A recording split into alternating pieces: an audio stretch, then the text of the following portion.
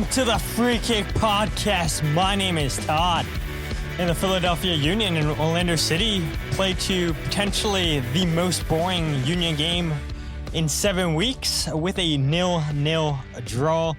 A couple days after the game, I do apologize for that, but we are live talking Philadelphia Union, Orlando City, and you may be listening live on YouTube, as you guys know, live every single episode, or you're listening back on the podcast feed saying, what can you talk about possibly in a 0-0 game? That's a good question, right? And part of me is happy that I decided to delay doing the podcast from Sunday and leaving it for Monday night, because as we had saw with Jose Nunez posting and translating, thank you, Jose, for Ian Glavinovich's post that he posted on social media. You guys can see the episode title, Ian Glavinovich tears his meniscus against Orlando City.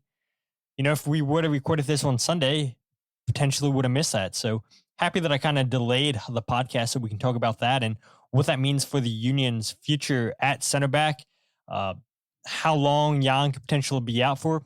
Won't speculate on that, but a position that I think was probably already thin becomes even thinner now with Jan set to miss a significant amount of time. And don't forget, he is on loan with the Union. And if he's done for the season, I mean, you feel terrible for him, where he hasn't even made 5 appearances yet for the club, and he's started to get into his own. So yeah, we'll talk about that. We'll talk about the Union starting 11 with Bruno Damiani starting for Mikel Uhre, Frankie Westfield, and Nathan Harriel again started as the fullbacks in this match.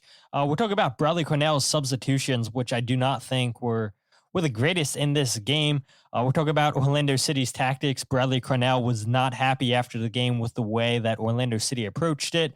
And then we'll go ahead and wrap the show up with Blunder of the Week, and we'll turn our attention to what happened last week in the Premier League. But yeah, really exciting show. And this is an episode that I hope to have within 45 minutes or less. So we'll see how long I talk. But regardless, let's go ahead and just get right into that Orlando City versus Philadelphia Union game. Ended 0-0, like I had said in the intro. You guys watch this game, you guys know what happened. And like I just talked about, what possibly is there to talk about in a 0-0 game? And I think, you know, there is quite a few to talk about in terms of everything that I just laid out to you guys. Jesse popping in here. I appreciate it, Jesse. As you guys can tell, 3 minutes into the episode, no Jose Nunez tonight, doing another solo episode. So everybody in the comment section, going to need you guys to help carry the show. Jesse also says, don't forget about the referee. Yeah, we'll talk about the referee performance, I think, here in a little bit when we talk about Orlando City's tactics to this game. Hoagie says, how long is the meniscus recovery? And yeah, who knows?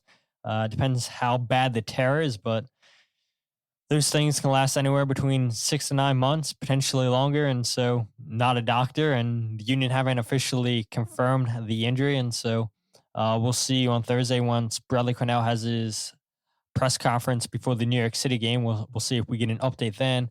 Philly River says, I'm good till midnight.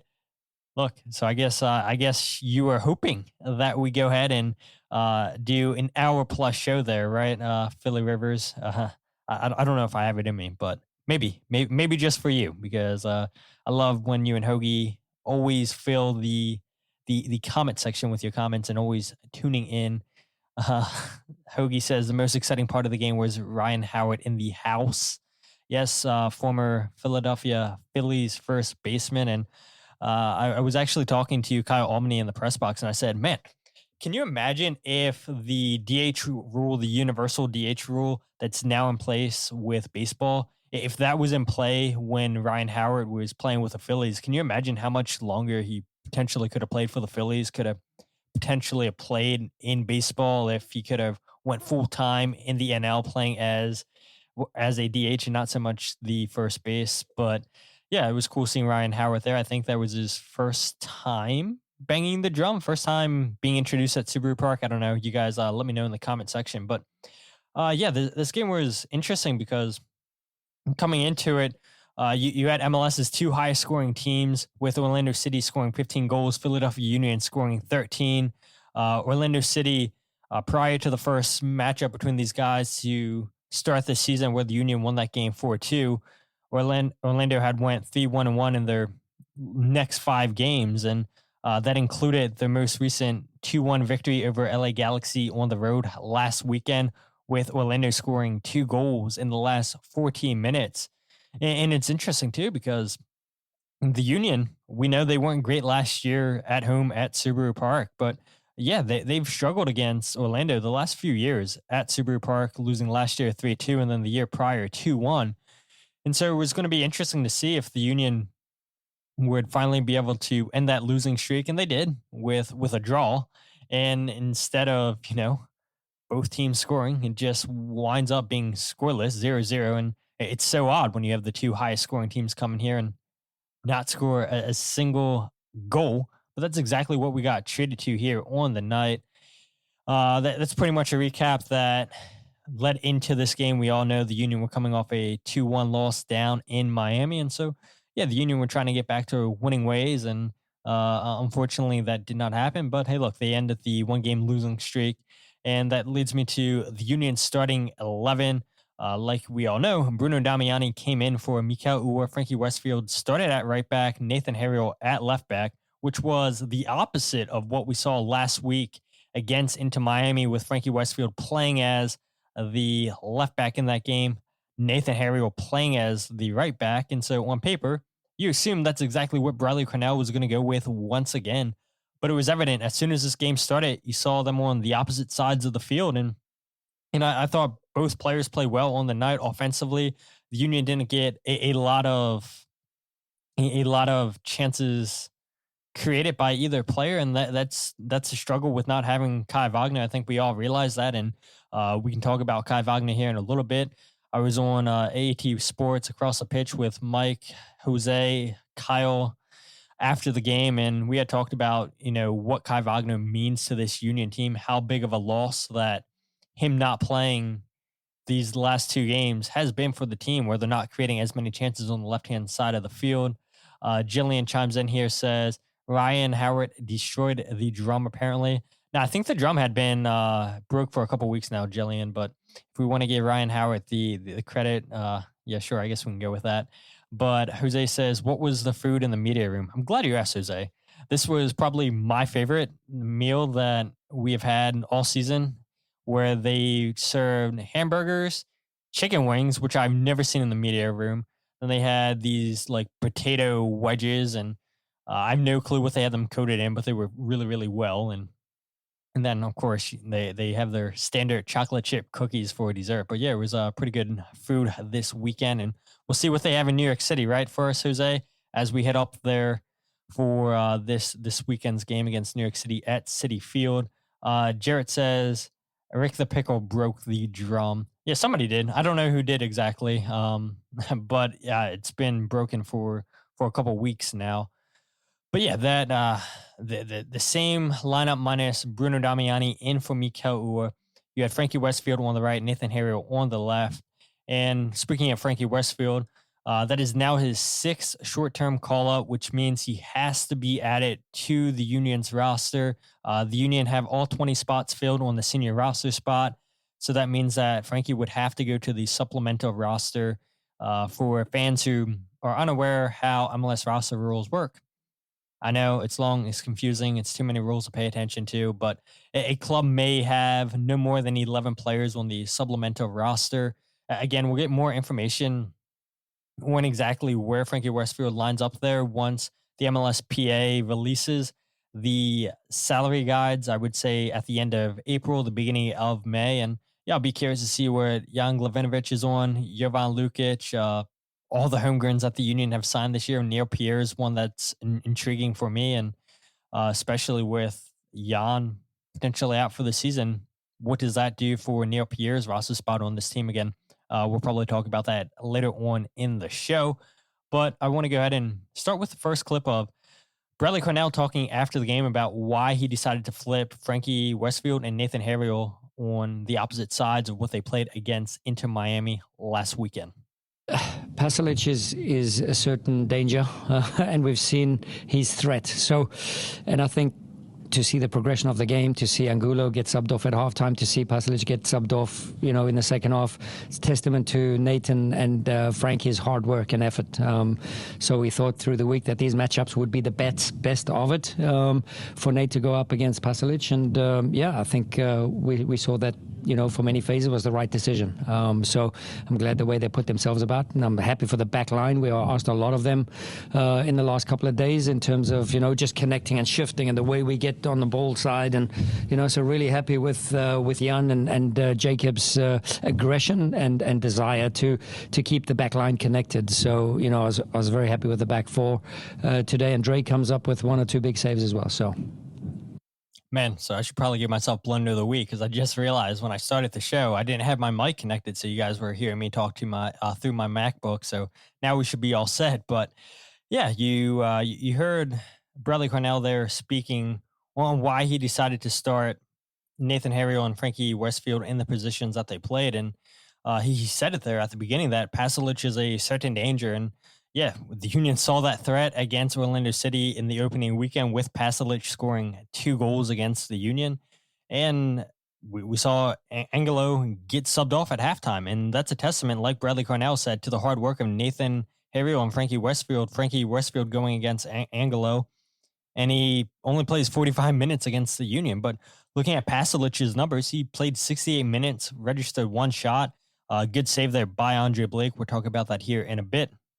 Yeah, he created no chances for Orlando City on the night.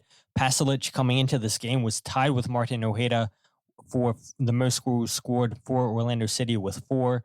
Angelo on the opposite side of Pasalic, like Bradley Carnell had said, only played 45 minutes and he got subbed off. He only touched the ball 16 times, didn't create a single chance, a single shot. And again, that's a credit to Frankie Westfield playing so well on the right-hand side of the field. Natural right back, can play left back. We saw him play it all last season with Union 2, played left back against Inter Miami last week. And I do think that Bradley Carnell and his coaching staff got this one right, playing those guys on the opposite sides, where, if you wanted to read in too much there, is that Bradley Carnell saying that Nathan Harriel's the better defender, playing at the left, going against, in my opinion, the better attacker and Pasalic, and, you want your stronger defenders going against him. He didn't say that, but if you wanted to read into it, is that what you can read into it? That's how I chose to read into it, that I do think Nathan Harriel is a little bit more seasoned than Frankie Westfield, and I do think he is the better defender. But I do think for his age, Frankie Westfield's an outstanding defender. I do think he's a good attacker of the ball, and so, again, for both of those guys to shut down 2 promising wingers for Orlando City and to see Angelo get subbed off 45 minutes into this game, Pasalic not even playing the full 90. It's great what we got from those guys defensively. But on the flip side, and I was talking about it a little bit, the Union still don't have the same attack on the left-hand side without Kai Wagner. Yes, Nathan Harriel created 1 chance on the night. He completed his only cross on the night, but it's still not enough. The threat that Kai Wagner brings you on the left side of the field, I'm not sure if he's still the leading assist in MLS. You guys in the comments can let me know, but for the longest points, he was the leading assister in MLS through 6 weeks. And let's not forget, did not play against Inter Miami last week. And so that tells you the type of season that Kai Wagner has had to start this season with the Union. He's been great defensively for the Union, but even better, that Kai connection's been outstanding. And some people had argued on across the pitch that maybe that's why we haven't seen Ty Baribo scoring these last couple games, because of Kai Wagner not being in the starting lineup. And I do think that there probably is something to that. Their connection's been so special this season. They combined for, I think, 3 goals, maybe potentially 4 goals this season. I forget how many assists Kai had to Ty, but I do think that there is something in that. I do also think that that's part of the reason why we're not seeing Daniel Gazdag play as well as he has. I've seen a lot of fans not happy with the performance from Daniel this season. We usually see Quinn Sullivan play on the right side of the field with Daniel on the left, and Daniel's definitely not a winger. And he's more of a central player, and maybe he's being played out of position because of the formation that the Union are playing. And there's so many times where he's wanting to drift inside because he's more used to being a second striker, making those late runs into the box. And, asked to be a creator out wide, maybe takes away from what Daniel Gazdag is best at doing, and that's attacking space in the midfield. But on the flip side, when Quinn Sullivan was asked to play on the left side of the field, I don't think Quinn was great this game against the Union. And that may be harsh, and I know the fan base loves Quinn Sullivan, but I think he was pretty quiet. And there's so many times where he's too inconsistent. I know he has a lot of assists for the Union, 3 or 4, I believe it is. On the season, I think it's 4 if you include the secondary assist, 3 actual assists. But there's been moments where Quinn Sullivan's been brilliant. But I also think that there's been moments this season where he slows down the play too much. He tries to beat players on the dribble. He loses the ball too much. At the same time, you want to see Quinn Sullivan and other players be confident and take players on 1v1. But at the same time, it's a little too slow for him. It's a little too inconsistent out wide for him. And I think this is one of those games where I don't think Quinn was at his best. I don't agree with Bradley Carnell when he brought off Daniel Gazdag for Indiana Vassilev. I think Quinn Sullivan's the player I would have brought off. But I think maybe, just maybe, Carnell left him out there because they weren't getting that many chances created on the left side of the field with Kai Wagner being out. And so you keep Quinn out there, one of your better chance creators. And he doesn't create a lot in this game against Orlando City. And Jarrett says, second in assists with 4, but he hasn't played in 2 games in terms of Kai Wagner. Michael says, dang, I never get notifications for these. Hey, Todd. What's up, Michael? Thanks for joining. He also chimes in and says, Quinn and Bariba were pretty quiet. I was super distracted by the refs' calls, though.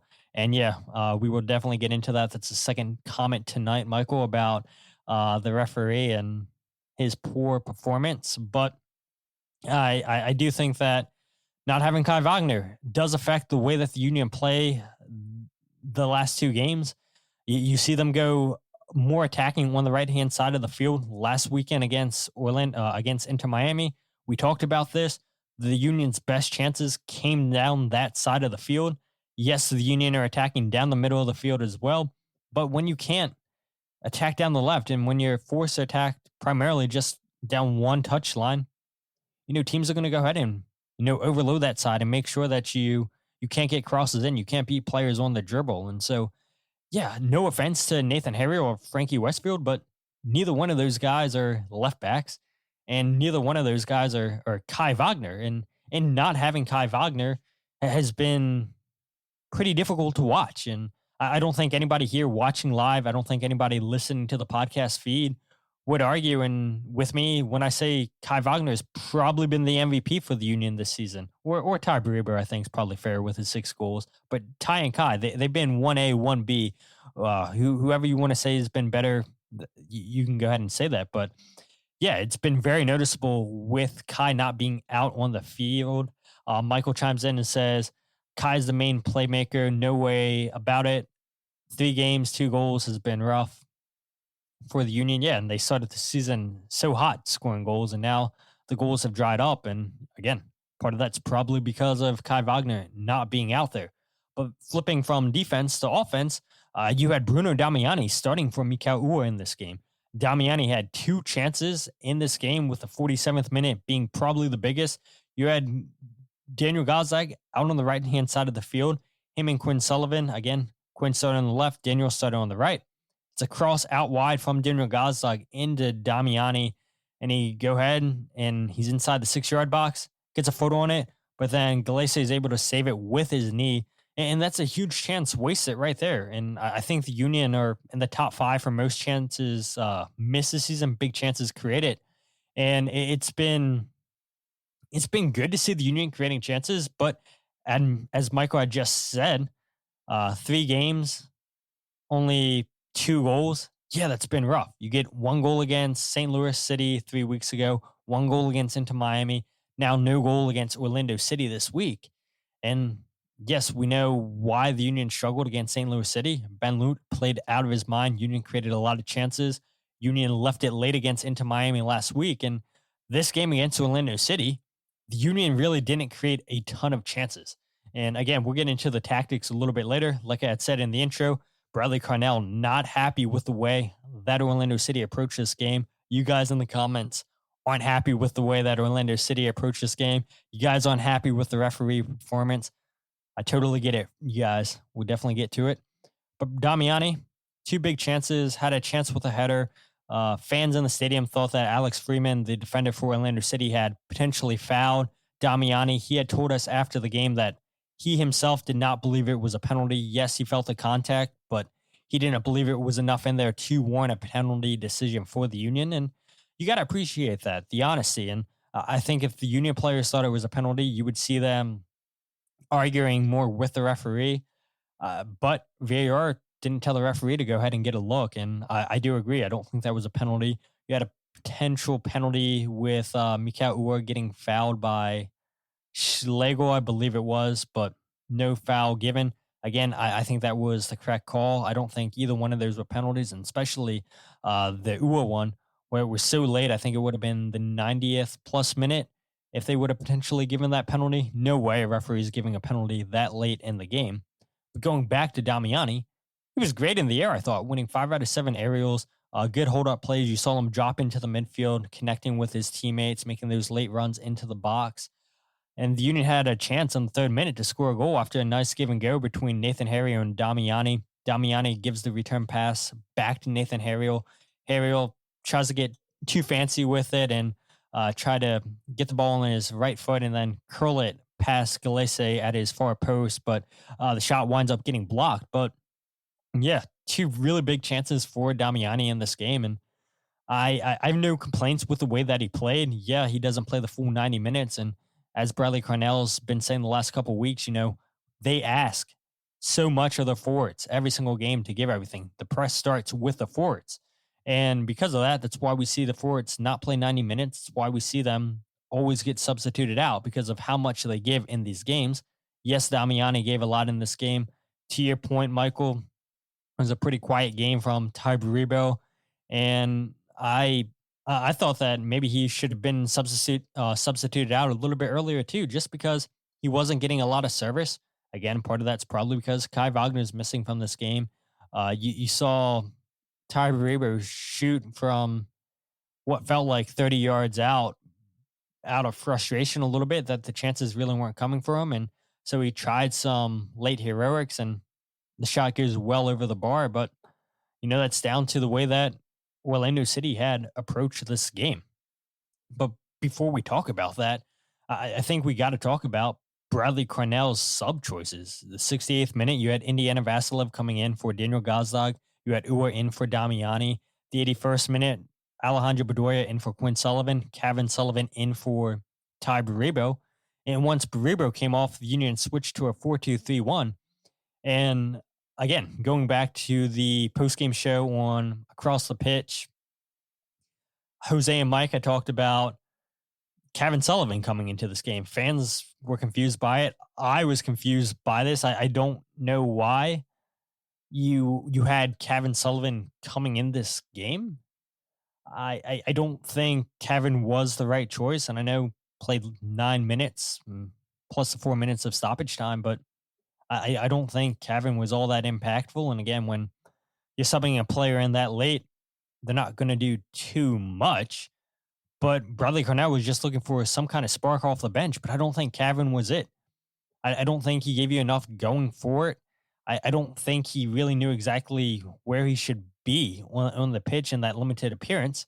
Bedoya, I do agree with coming into this game because of what he can offer you offensively. Yes, he's not the same player that he once was, but he still does a good job getting in behind good give and goes on the right-hand side of the field. But what I personally would have done is bring on Olivier Bizot because of the chemistry him and Alejandro Bedoya have. Both players love to push forward. And I think that would have created an interesting overload on the right-hand side of the field. And yes, you probably leave yourself exposed on the counterattack with Bedoya and Bizot not being the greatest defenders. But I think it's the risk you got to take. And yeah, you may say just with the way that this game went with Andre Blake making 3 huge saves two huge saves, really. The third save was on a header that was just comfortably saved by Blake in the 78th minute. But the point being, you could have got 3 points. And yes, I know the Union struggled throughout this game. 21 shots, you would say, wow, that's not struggling, but only 4 of those shots were on target. Most of the Union shots were outside the box, and that's because of the way that Orlando City lined up. Again, we'll talk about that in a bit. Really structured here on the podcast. I don't want to get too ahead of myself. But yeah, I mean, if you're looking for offensive players, I'm not really sure Kevin Sullivan's that at the moment. Yeah, he's doing it for Union too. But again, playing in MLS Next Pro compared to MLS, it's a night and day difference. You're playing against grown men in MLS compared to MLS Next Pro. You're playing against a lot of younger players. You're playing against a lot of guys that are inexperienced at the highest of highest levels. And when you're playing in MLS Next Pro, I don't think that says a lot for how talented of a player you are if you're an older player. But we don't have to get into a rant for MLS Next Pro. Michael chimes in, says Kevin was a shocker, although he could probably produce more than Donovan. We'll bring that up. We will bring that up, Michael. Hoagie says he finished his homework, so they said he could play. Good joke there. LA says, hey guys. Hey LA, thanks for joining. Michael says, yes, was just going to say Bizo would have been a choice for service in the box, and that's exactly why I would have came in. Jarrett says most shots were in Rosie. Yeah, I mean, everything was just going so over the crossbar. But going back to this point right here, Michael, Kevin was a shocker, although he could probably produce more than Donovan. And I do agree that he would and can produce more than Donovan. But if Bradley Carnell's decision was always to bring Ty Baribo off in the 81st minute and then switch the formation to a 4-2-3-1, then you probably shouldn't have played as Mikael Uhre as your lone striker. He's not a lone striker. And I had asked him after the game, are you comfortable playing in that position? And this is what Mikael Uhre had to say on that. Oh yeah, I've done that before. I feel like I can do both. Obviously, my strengths are going in behind, but I think also especially this season, I've put on my hold-up plays, and also feel like I held up the ball pretty well and won some good duels tonight. So yeah, it's something I can get accustomed to. But again, we love to play with 2 strikers, and I played with Ty. We had a good game with Bruno against St. Louis. So yeah. Yeah, and you heard Mikael say there, his strength is getting in behind. He thought that he had a good hold-up game against Orlando City, but that's not his strong suit. He feels completely wasted out there when you play him as the lone striker, because there were so many times in this game where the Union are playing the ball out into the channel. Mikael's running onto that ball, and that's great and everything, but the problem is now you only have 2 players that are crashing the box. You saw Indiana Vasilev and Alejandro Bedoya, occasionally Kevin Sullivan crashing the box, but not enough service in the box for one Mikael Uhre is chasing down that ball out wide in the channel. And so why wouldn't you go with Chris Donovan? I know this fan base isn't the biggest fans of Chris Donovan. Chris Donovan, 2 big chances last week against Inter Miami, but he's better suited to be the lone striker with his hold-up play. Not so much Mikael Uhre. Yes, he says he can play it. He thought he had a decent game doing that, but he's more accustomed to playing in a 2-striker set, whether that be with a Ty Baribo or Bruno Damiani. He knows he plays better with that. And so that's why I'm a little bit confused. Why? If your decision was to always go to a 4-2-3-1, why would you choose Mikael Uhre to be that player? And I thought, too, there was a moment, they didn't show it on the broadcast, and so you guys that weren't at the stadium might be shocked by this, but Mikael Uhre, in the second half, he kept the ball in play on the left touchline after lifting his leg, and he started grabbing his hamstring a little bit. And I was concerned that he potentially had pulled his hamstring. And God, I mean, that would have been bad. You guys think that, okay, Mikael Uhre is not the greatest, but now if you're really relying on Chris Donovan to be your first striker off the bench, you guys would have been losing it. And so Mikael said he was fine after the game. He did say that he was dealing with a little bit of an injury the last couple of weeks with with a foot injury, I believe it was. But glad to see that Mikael Uhre's hamstring was fine. He believes he was fine. And so we'll see if he's able to go against New York City this upcoming weekend. Mikael did play the rest of the game, so I guess really there is no concern there. And even Bradley Carnell had asked him, "Are you good to go?" Mikael gave him the thumbs up, said, "Yep, he can still stay in there." But yeah, I just don't understand the substitutions from Bradley Carnell in this game. I do agree with bringing in Indiana Vassilev, but I don't think that Daniel Gazag's the player I would have brought him off for. I think Quinn Sullivan's the player who I would have brought off for Indiana Vassilev. When Bradley Carnell made his substitutions in the 68th minute and the 81st, I think those moments were fine. And it's just the players I don't agree with. And yeah, you want to bring in Mikael Uhre, that's great and everything, but don't change the formation. Don't make it even more difficult for him. And yes, you're a professional player and everything, and you should be able to adapt to any system. But look, let's face it, right? These guys have their strengths, and Mikael's strength isn't to hold up the play and let players run in behind him. He is the player that's going to be running in behind, and didn't really get many opportunities in this game to do so because of the formation change. But going back to another clip, Bradley Carnell didn't really talk specifically about why he made his substitutions. This was a question asked about why did you take Daniel Gazag off in this game when he doesn't typically come off? And Bradley Carnell then got to talking about, okay, he likes his options on the bench. So this is what Bradley Carnell had to say. Yeah, Danny's been a great servant to this team, and he can last the whole game. And, you know, every time I'm on the sideline and I look down to the guys warming up, I'm like, we could do it with him, we could do it with him, and we could do it with him. So, you know, at some point, you know, Danny's going to get tired. He's not going to press maybe, or Quinny's not going to press maybe as he would have done in the first 5-6 minutes. So, you know, is that the half a yard we need? Is that the urgency and the energy? Is that the momentum and the next wave? And we believe in everybody. And, you know, I think tonight was a good indication of that. Yeah, and so, I mean, that's Bradley Carnell talking about why he took off Daniel Gazag, but at the same time, he talks about, you know, I can do it with him, I can do it with him, I can do it with him. Telling you that he likes his bench options. He likes the players coming off the bench. And I have no problem with him saying that, but it's just the players, again, just the players that he brought on in changing formations, I thought wasn't great. But, you know, there's a reason why I'm not a coach, why you guys aren't a coach, and Bradley Carnell is paid to coach this team. But yeah, I think that's the first time this season where I question Bradley Carnell's tactics and his substitutes in this game. And I guess the good thing is that it didn't cost the Union come away with a point, but at the same time, right, the Union feel like they're a little bit fortunate to come away with a point because of Andre Blake making 2 key saves on Pasalic and on Luis Muriel, which we'll talk about here under Orlando City's tactics. And again, you guys had talked about the referees a lot so far this episode. And now this is where we'll go ahead and talk about the refs. And I'm sure you guys will have more comments about the referees, how the way that Orlando City approached this game. But there was 27 fouls called on the night, 9 of which resulted in yellow cards, along with 10 corner kicks given, 48 throw-ins.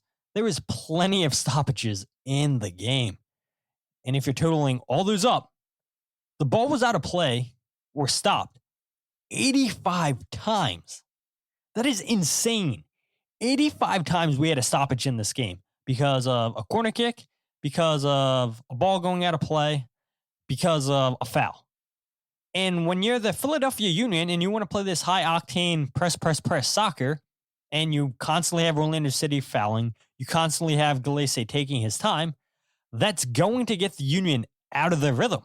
And credit to Orlando City. I respect it because I looked at the numbers. I got you guys covered. Orlando City 17, 11, and 9 in their last 3 seasons on the road. Only 9 losses. They're obviously doing something right. And as cowardly as that sounds, as parking the bus, fouling, and slowing down the play, making it look sloppy, only 9 losses on the road. You have 17 wins. That's super impressive. And credit has to be given to them for knowing how to approach games on the road. It's sloppy, but they know how to get results. And they got a little bit unlucky that the Philadelphia Union have Andre Blake, and he made 2 key saves. Because without Andre Blake, Orlando City's probably coming away with all 3 points, because the Union were poor at creating chances and finishing off the rare chances they had on the night. Kyle says, I love the shirt. People who are listening live on the podcast feed, it's my high school, Joppatown Mariners. Shout out Joppatown. LA says 85. Yeah, 85 stoppages in a game is insane. Kyle says it was stop and go all night. Chris says just win, baby. Jarrett says Andre Blake is on a goalie of the year run. Yeah, second clean sheet on the night or in the season for Andre Blake. Union pick up number 3. And okay, if you want to look at positives, the defense seems to have corrected themselves as of late. And I know maybe that's a little bit harsh to say when they gave up 2 goals against Inter Miami, but Inter Miami had multiple chances last weekend to go up by multiple goals, and the Union did well defensively to cut out a lot of those chances. You get a clean sheet against St. Louis City, where it seemed like half of your roster was missing because of the red card that Macania got because of international duty. And now you switch to Orlando City, and the Union don't give up a lot of chances, and part of that's because Orlando City parking the bus and then wanting to hit on the counterattack. But then the chances that Orlando did create, Andre Blake bailed the Union out. Jacob Glesnes, kind of rocky on the night. Once again, there was 2 moments where Jacob Glesnes could have got caught out, and he got bailed out once again by his teammates. Where in the 41st minute, you had Orlando City building out of the back. Luis Muriel flicks the ball into Martin Ojeda. Glesnes misses his tackle on Ojeda. Now Ojeda's in with Pasalic to his right. It's a 2v1 for Orlando City. Nathan Harriel got this one spot on, does well to slow down Ojeda. Then he quickly switches over to Pasalic. Andre Blake comes up with a big save there. And then in the 70th minute, you had Danley John Jock giving away possession in Orlando City's half. Orlando hits on the counterattack. Ojeda eventually picks up a wide open Luis Muriel to his right. His shot's then saved by Andre Blake. You had Nathan Harriel push so far up on the left side of the field because the Union were trying to attack, and they gave away possession poorly, and Nathan's late getting back, and Andre Blake bails the Union out there. And then 78th minute, like I said, Blake makes a save on a Kyle Smith header, I believe it was. But at the same time, Orlando definitely had the more clear-cut chances in this game, despite being outshot 21-6. The Union led on shots on target 4-3. But again, it wasn't good enough for the Union on the night in their limited chances that they had. And you've got to put away some of those chances. Damiani had the biggest, like we had talked about, where it's a knee save by Galese in the 47th minute. But that's a big part of this game, though. 85 stoppages. And when the ball's constantly out of play, when the referee's constantly blowing his whistle, how can the Union play their high press, hit you on the counter style of soccer? They can when Orlando City is doing everything in their power to slow the game down. And so Bradley Carnell had talked about it in his opening statement, how he was unhappy with how Orlando City had approached this game. And then I had asked Bradley, well, what specifically were you upset about with how Orlando City had approached this game? This is what Carnell had to say. Yeah, when every goal kick takes 3 minutes to get going, and when every foul, has a discussion, and when every ball is not placed at the right moment, so we try and keep the momentum, the aggression, the intensity, and again, our job here is not just to play a soccer game. I think all the fans pay a decent, fair price for the tickets, and the tickets are for entertainment, and we build a game model to entertain the fans, to be successful. To play with urgency and energy. It's just tough doing it alone. So you guys can obviously tell, though, that Carnell wasn't happy with the way that Orlando City approached the game, saying that only one team showed up to play soccer, and it's tough trying to entertain the fans when only one team's participating in that. And look, he had talked about how long Galese was taking goal kicks, and he finally earned a yellow card late in this game. And I heard you guys in the stadium counting 1, 2, 3, and I think eventually it came up to like 30 seconds. I think it's the loudest you guys counted to before Galese decided to kick the ball. And Yeah, the referee definitely could have had to handle one things a little bit better, giving warnings, telling them, hey, look, hurry up. Like, stop slowing down. And it started pretty much as soon as this game started, where Frankie Westfield had kicked Galese and he acts like he's in so much pain. And you see Frankie Westfield get into it with Robin Janssen. And just the tactics were so cowardly. But at the same time, I kind of respect it because I had said 17, 11, and 9 in the last 3 seasons on the road for Orlando City. And as boring as that style of soccer is, they're getting results. They're knowing how to frustrate opponents when they go away on the road, and so it obviously works. Sexy Hoagie says goalie was time wasting from the start, and the ref lost control of the game 10 minutes in. Michael says I love that. Ale says I said to the guy next to me at the press box when Galese got the yellow, it was 80 minutes overdue. And again, the referee does indeed set the tempo with how delayed he was giving Galese the card. I think Bruno Damiani had said after the game, it seems that everything in this league's called a foul, which, look, you guys have been watching MLS for a while, and I think you guys would agree with that. Where at times it feels like as soon as a player's touched and they wind up on the ground, it's a foul given. And you guys were booing Orlando City, and I think this was probably the loudest that I heard the stadium this season, just with their discontent with the way that Orlando City were time wasting. And I also think that it's a little bit cowardly just because of the attack that Orlando City possesses. Again, coming into this game, 15 goals scored. But you had Enrique coming off the bench in this match. You had Duncan Maguire coming off the bench in this match. You had Luis Muriel starting. You had Pasalic starting. You had Uhre starting this game. You have Angelo. They have good attackers. And to see a team sit back, park the bus, play hit you on the counterattack style of soccer, when you have all that attacking firepower, it's a little bit hard to watch. And it kind of reminds me of Atletico Madrid, right? Where, look, they're the masters of sitting back and playing hard-nosed defense with Diego Simeone. But it works for them. And evidently it works for Orlando City. And it's just not often that you have a manager calling out Orlando City for the way that they approach games. And Bradley Carnell did not hold his breath and was quite annoyed with how Orlando wanted to play. And it's just unfortunate that this game, you guys are talking about the referee making this game about him.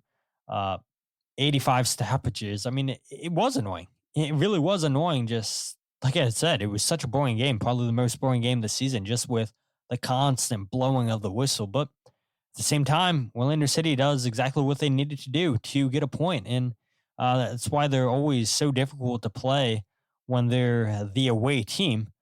But as we get ready to wrap up this podcast, I want to go ahead and talk about Ian Glavinovich making a social media post late Sunday night, I believe it was, where credit to Jose Nunez translated this from Jan's native Spanish.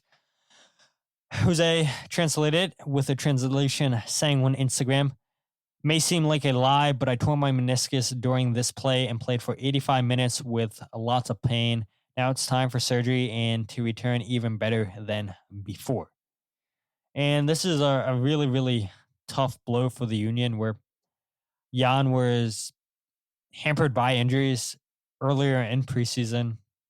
It was a hamstring injury, plays the last 10 minutes or so against Orlando City in the first game, and then the hamstring doesn't get any better, and so he misses a bunch of games. Finally plays a match, scores a goal against St. Louis City, then starts against Inter Miami, makes his third consecutive start against Orlando City, and then about 7-8 minutes into the game, he tears his meniscus. And I didn't notice anything during the game, but I went back and watched it, and Jose Nunez, I believe, posted the video clip on social media, as did Jan to his Instagram story. But you can see him go and clear the ball out of bounds with his right foot, and he just stepped wrong, or he twisted his knee wrong. And You saw him when the camera panned out, grab his right knee, and then a little bit later, maybe 10, 15 seconds after that, he goes back to grabbing his knee.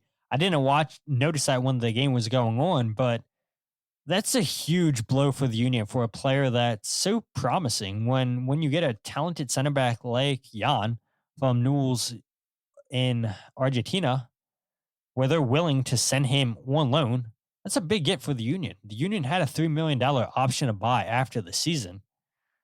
But now there's no telling how long Jan's going to be out for. Again, we talked about the Union not confirming that yet. Hopefully on Thursday, we'll get an update from head coach Bradley Carnell how long Jan could potentially be out for. But yeah, there's no telling. There's no telling with this type of injury how long Jan could be out for. But I do fear if Jan's out for the rest of the season that his time with the Union's probably done, and that's so harsh when he's looked promising playing. Scores his first professional goal with Union, the game-winning goal against St. Louis City. And it seems like he's loving life with the Union. He's loving his teammates. He's loving the support from you guys, the fans. And now, early into the season, 7 games in, tears his meniscus. And so I don't believe that the Union will pick up that $3 million option to buy after the season. It is interesting to note that Glavinovich has his contract expiring in December of 2026, according to Transfer Market. And so I do wonder if the Union don't pick up that option, do they potentially try to renegotiate a new deal for him? Potentially, but I don't think that they'll pick up that $3 million option if he's out for the rest of the season. Just because, I mean, how can you justify playing that much for a center back that's had injury history and he's been injured early and often in his young Union career? And now that gives the Union an interesting decision. The first transfer window, the winter transfer window for MLS doesn't close until April 23rd. Union still have time to potentially make something happen. They still have room on the rosters for a player, but you would have to get that player on a supplemental roster spot if you were to go out to sign a new player. And if Jan is out for the rest of the season, I could see the Union potentially putting him on the season-ending injury list, which would open up an international roster slot, and then it would also open up a senior roster slot. But yeah, it's a shame. It's a shame where the Union center backs are probably their weakest position. Jacob Glesnes definitely isn't at the level that he was at 2022 when he won MLS Defender of the Year. He has moments this season when he looks good, but more often than not, he's caused just some really, really bad blunders and a lot of boneheaded decisions in the back for the Union. Macania, I'm sure, is going to slot right back into that starting 11. What do you do with Neil Pierre, who has 5 more short-term call-ups? And once that happens, then you got to figure out what you do with him. You put him on the supplemental roster, I would imagine. But yeah, it's going to be interesting to see what Bradley Carnell has to say Thursday at his press conference. Do the Union try to go out before the end of this transfer window and sign another center back? Do the Union just say, hey, look, we're going to roll with Nathan Harriel as our third choice center back, which then we were talking about, do you potentially sell Olivier Bizot? I think his spot's safe now on this roster if you decide to roll with Nathan Harriel as your third center back, because now you're theoretically going to need another fullback, and that's going to be Olivier Bizot. And so it's interesting times ahead for the Union, and that's a horrible injury for Jan. That's a position that you don't want the Union losing any players, but injuries happen, and this team stepped up early, and this team believes in the way that Bradley Carnell wants to play. It's always the next man up mentality, and so we'll see what happens with the Union. Will they go on and get another center back, depending on the severity of the Jan injury? But I do want to go ahead and talk about Blunder of the Week. And so Blunder of the Week was going to go ahead and go to, I forget the guy on ESPN who had said that Shohei Ohtani is the biggest sports figure globally. And I'm sitting there shaking my head like, absolutely not. Why would you make such a wild statement saying that Ohtani is the biggest superstar globally, sports figure globally? Hello, LeBron James. Hello, Lionel Messi. Ohtani's not even the biggest player, athlete in America. He's probably top 3, but he's definitely not 1 or 2. It goes Messi and then LeBron, in my opinion. And so I'm like, okay, that's going to be Blunder of the week. But people watching this live on on YouTube, you guys can see it. It's going to go to Everton's James Tarkowski for his challenge on Alexis Mac Allister in last Wednesday's Liverpool versus Everton match. If you guys didn't see this challenge, I'll go ahead and leave a link to it in the show description. It happens in the 11th minute. You have Tarkowski winning the ball, but then he's late with his challenge on Mac Allister and completely takes out Mac Allister's left leg. Such a dangerous play there. Liverpool go to break and Tarkowski just comes flying in. And I would definitely show you guys the video on YouTube, but I know if I do that, then NBC Sports is going to take down the podcast. Definitely don't want to do that. So that's why I'll leave a link in the show description for you guys. But it was a terrible challenge there by Tarkowski. And so that is why he gets Blunder of the week. Yeah, not good. And not to mention, too, doesn't get sent off with a red card, only gets a yellow card, and such a dangerous tackle there. And you had so many people talking about that challenge last week. And fortunately for Liverpool, Mac Allister looked to be okay. Played this weekend for Liverpool, scored a goal in their 3-2 loss to Fulham. Yes, I had to mention that. No, Liverpool will not be bottling the league as much as, I would enjoy seeing that as a Manchester United fan. But, cannot talk about, bottling without mentioning how terrible Manchester United have been the last few seasons, probably longer, the last 10 years, honestly. But thank you guys all for watching live on YouTube, everybody who chimed in live with your comments that have helped keep this podcast rolling. You guys are the best. If you guys aren't following the podcast on Twitter, Instagram, or Facebook, follow at Free Kick Pod, wherever you get your podcasts of The Free Kick. Check out the YouTube channel, youtube.com/freekickpod, live every single podcast on YouTube. And I do have a question for you guys. So I haven't released the goals breakdown video yet. Since there was no goals scored, do you guys want to see a goals breakdown video with no goals? I have a couple chances created I could show you guys. I can show the 3 saves, but I do want to get your guys' opinion. Do you guys want to see that video?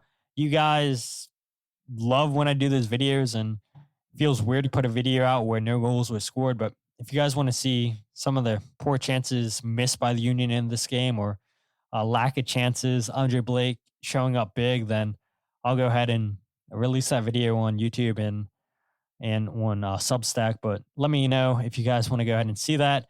And speaking of Substack, you guys can check out my writing, goals breakdown, and podcasts all in one place by going to thefreekick.substack.com. Really looking forward to this upcoming weekend's game against New York City. This is going to be my first time ever going to New York City. I've never been to the state of New York, so going up there with Jose Nunez. We're taking the train up there.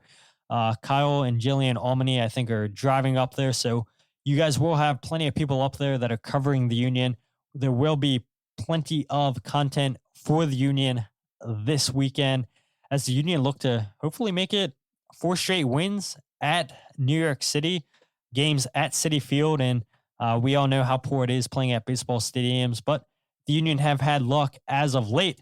So really looking forward to going up there, getting guys as much content as possible. And just looking forward to having a great trip and checking off another state, another stadium. Wish the same could have been said last week about Fort Lauderdale and Inter Miami. But look, not all teams are like Inter Miami, and that's why I love this league. So with that said, my name is Todd, and this is the Free Kick Podcast.